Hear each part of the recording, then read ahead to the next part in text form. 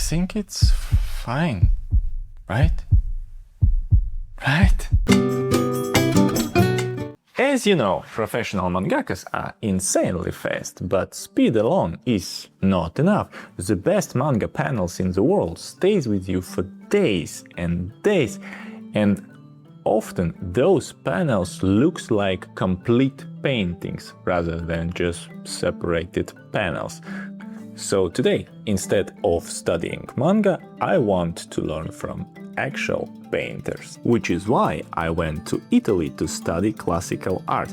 Okay, technically this footage is from 2 years ago, but let's pretend this whole thing was planned. So today I'm giving myself 1 hour to transform classical painting into a manga page.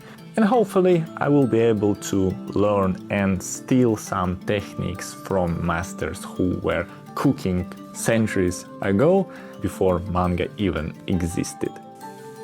Okay, what are we working with today?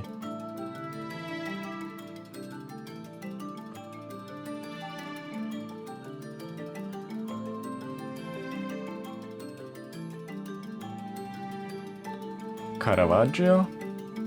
Okay, actually this might even be perfect. Caravaggio paintings already feel weirdly cinematic.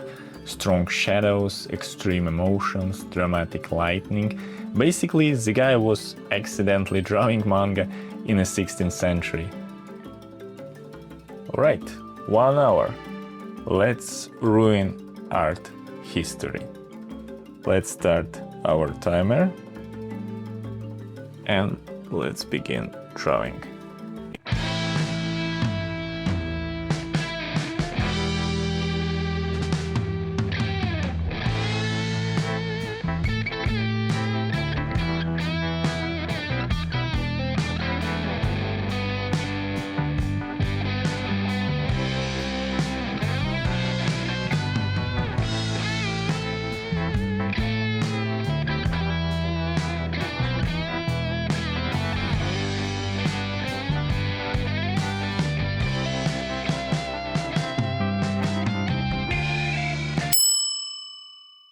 I think it's fine, right? Right? And now let's see a final result. The interesting thing is that classical paintings and manga actually aren't that different.